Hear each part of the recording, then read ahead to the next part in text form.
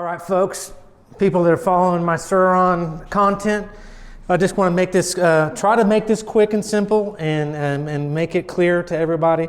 Due to demand and seeing an increase in viewer on the suspension of this Sur Ron with the Fastace suspension in particular, Fastace fork, Fastace rear shock.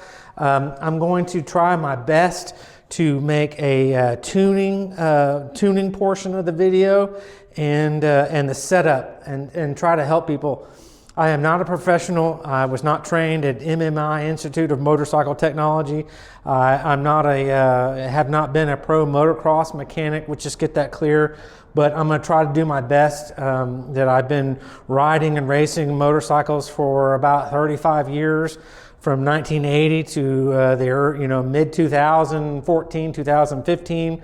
So I have some experience in the area, and I just want to share that with everyone. But let's jump into it. So what I touched on in previous videos, I recommend you watching those previous videos, but also too, I'm going to touch base on some terminology, and I'm going to try to be quick about it.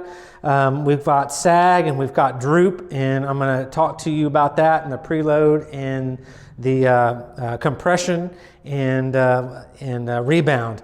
So let me tell you first, we're going to start out and we're going to talk about droop. I'm going to call it droop, and I'm going to relate to sag.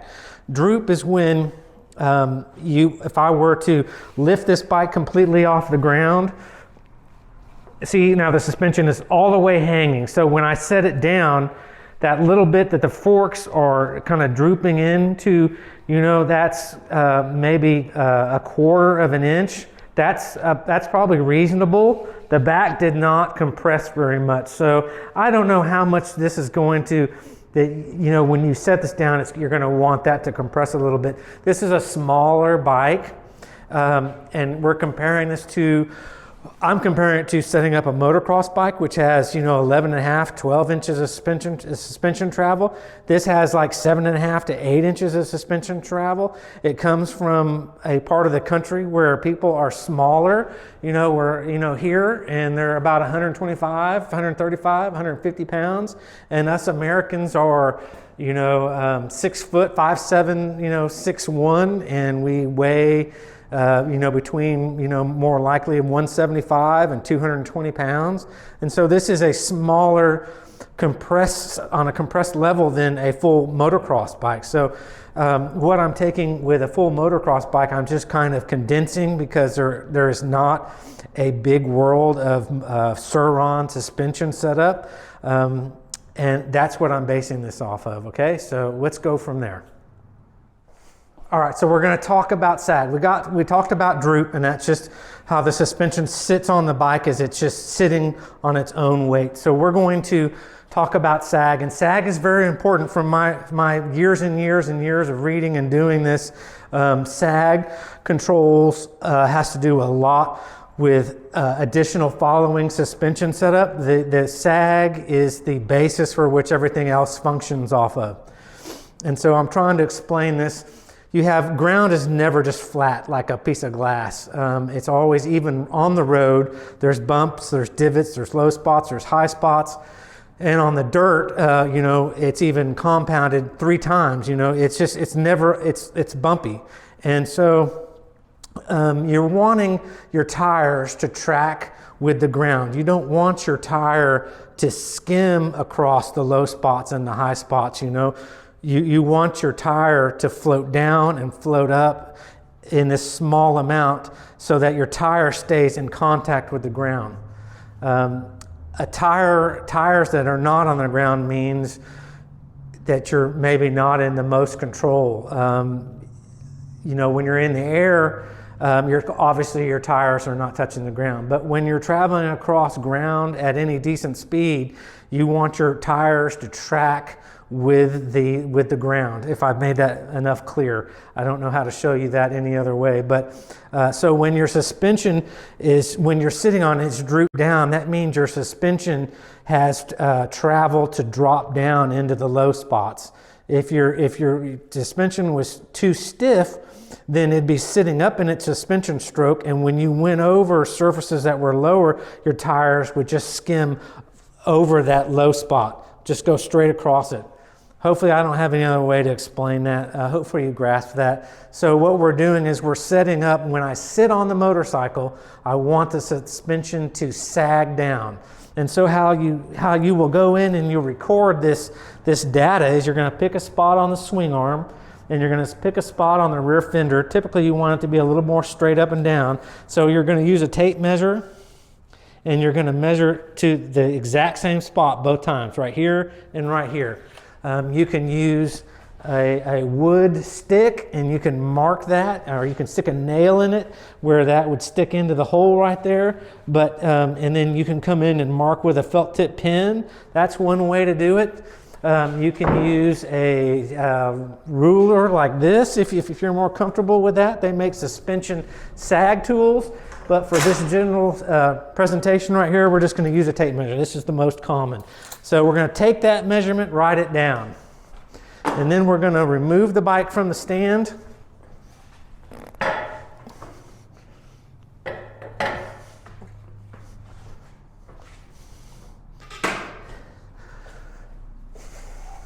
Then I'm going to take my tape measure. This is best done with 2 people. I've done it for years by myself. You need something that's more stiff that you can turn around. It just doesn't work as well with one. With 2 people, it works so much better. But you want to sit on the motorcycle, and you want to have all your gear on. If you ride mostly with your helmet, your gloves, your motocross pants, your motocross boots, a backpack, your cell phone on here, a kidney belt, if you have your, anything that you ride with that adds weight, you want to make these base measurements with everything you're going to ride with, because otherwise it'll change it when you go to ride and it won't be set up accurately. But as you see, I'm 200 pounds, maybe 205 now, who knows. As you see, when the bike's just sitting on its own weight and then I come in, it's sagging down under my weight. And so you would want to have that person up here holding your bars, because you want to, you don't want to have your feet on the ground. I mean, this is correctly how you're supposed to do it. The professional suspension tuners, you just want to put both your feet. You want to jump up and down on the bike and get it into its suspension stroke, and then you want to sit on it and have your hands on your handlebars and both feet on your pegs. And it's hard to do by yourself. And so once you're sitting on it and the suspension has settled in, you're going to come in and you're going to take that measurement again. Okay, and then you're going to take the exact same points on the swing arm and the fender. Then you're going to take those 2 measurements and you're going to subtract. And I don't have any data. No one's professionally racing these and has set up suspension guides, for professional racing of Sur Rons. But I would probably say that if a motocross bike is 4 inches, then this one is probably within the 2 inch to 1.5 to 2 inch range of sag that you want to set. And it may be at 1.75 of an inch. That when you sit on it with your gear on and stuff, that it sags down. So that's how you set sag. As I've shown in other videos, how sag is set and how it's adjusted is spring preload. Spring preload means how you've compressed the spring. When the bike is shipped stock, the collar that's right here, the collar, the suspension, the rear shock collar is all the way up to the top. You can counterclockwise spin that around, and as you do, it tightens it and it compresses, the spring compresses. And so as a spring compresses, it gets more difficult to compress that spring. So that will make it where the bike will not sag as much, or you can back off counterclockwise and it'll allow the bike to sag more. And again, how you can do that, you can have a wood dowel, a plastic dowel, a metal dowel, a metal big screwdriver. You just want to put that on the places on the collar that'll allow you to tap that, spin that around, and preload that spring more or back it off. That's basically, spring preload is going to help you set suspension sag, and that is important, okay? Once you got that done, then you can start going in and messing with the clickers on the preload or the compression and the rebound, okay? The rebound on the rear shock is on the top. It's the blue on the Fastace shock. It's on the top, and you've got 12 clicks of tuning on that. And the red clicker on the bottom has, from my best understanding, has 12 degrees or 12 clicks of setting on that. And the manual for the forks recommends, when tuning the shock or the forks, is to set that in about position 6 in the middle. So you can go full counterclockwise to 0 and not force it when it wants to stop, and then go 1, 2, 3, 4, 5, 6 and set it, leave it at 6, go ride it. And then you just want to feel, you know, if you feel your shock needs to, you know, compress faster or, you know, return faster, then you're going to basically mess with your compression and your rebound adjustment. And that's the same on the front forks. The forks don't have a preload adjustment, so they are set kind of where they are, but you've got 12 degrees or 12 clicks of dampening or compression, and that's how fast the fork compresses and then extends back up. You don't want, the reason why you have compression and rebound settings is that you don't want to have the suspension compress too fast, and you don't want it to rebound too fast, because then it gets really bouncy, and when you're bouncy, you're out of control. So compression and rebound allow you to adjust the speed that the shock moves, so that you can slow that down a little bit, and that's about as basic as I can explain it. But another thing that you can do to tune this bike, I'm going to show you real quick. This is a big thing in the motocross gas bike, or, you know, the big bikes, is that you can loosen your pinch bolts on your forks, and you would want to do this exactly the same on both sides, but you can raise your forks up in the clamps where this little distance right here would grow to maybe up to there, or you can mine is lowered down a little bit. I think stock is a little bit higher than this. So I loosened my clamps and I dropped my forks down. And so what that is doing, the benefit of that is that's adding more distance from this point right here, the front axle, to the rear axle. And what that does,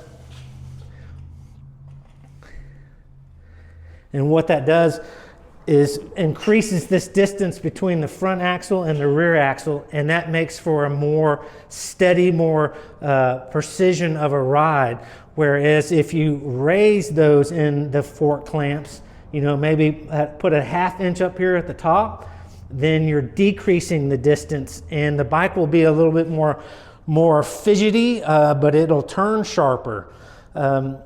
And so this is a way to tune the overall handling of the bike. So I wanted to increase my stability, because the bike is already light and turns very, very quickly. So I lowered my forks in the clamps quite a bit. Not quite a bit, but marginally. And then you want to be really careful when you tighten these back up. You don't want to over tighten these. They don't need to be super tight, because if you over tighten them, it will affect the internals of the fork. They won't operate properly. This top pinch bolt is a slightly bit tighter than these, but you'll tighten these down one after the other and just get them pretty much a little tighter than hand tight. And then the top one you will tighten down a little bit more. You got to be really careful that you don't over tighten those, but you don't want them too loose. And how I do that exactly is I will use a smaller wrench. This is my little micro wrench, and I'll just put an extension on there with a part that fits that, and I will use this. And it's really hard to over torque things when you don't have a bunch of leverage, but I can apply more leverage than with a screwdriver and a bit. So this allows me not to over torque things. This is having a smaller wrench compared to using a socket wrench like this. Is easy to over torque things versus a wrench like that right there, if that makes sense. All right, one more area that I want to mention too about tuning the bike and that will benefit your suspension is tire air pressure. This is a 4-ply tire, and the front tire that came on the bike is a 2-ply tire. So this tire carcass is going to be a little more firm, but tire pressure has a lot to do with ride quality.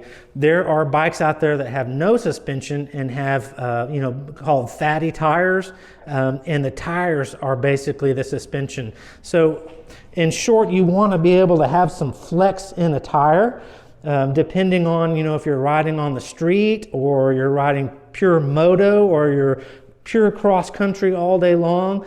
On the dirt, you can actually run less tire pressure, and that will allow you to not just be riding on these center treads. You'll actually probably be using, the flat spot of this tread, this tread, and this tread. So you would have 3 treads, which means more traction and more grip.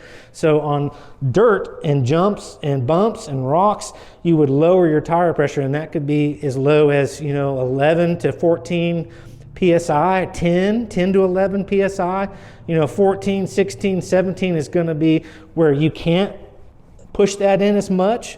Maybe 17, 18 for the road with a road tire, or even knobbies on the road, you would run more pressure. But what the tire does, your tire will help aid in the suspension working well, and it'll actually, if you have a little more give in your tire, you'll have a smoother ride and you'll have more traction. Hopefully I've made that clear enough and you can see that. But again, on say the front tire, typically run just a little bit more air pressure in the front. So if you're running 10 or 11 in the rear, maybe 12 on the front, but you can see how I can push that tire in. Made that clear? It's still, the tire patch when it's on the road is about like this. It's about like that. So me just pushing is going to exaggerate that in one little spot, because you can see when you're riding the bike if you've got a flat tire or you need to put air pressure in it. But very key that you don't overinflate your tires. And it's very easy to do. People think you need to really inflate these up, which overinflating them will give you a little bit better range, because the tire is going to roll easier, but for traction and added suspension comfort, you want to run them a little bit soft. So for pure dirt, I could even run these where they're even a little more easier to push in, okay?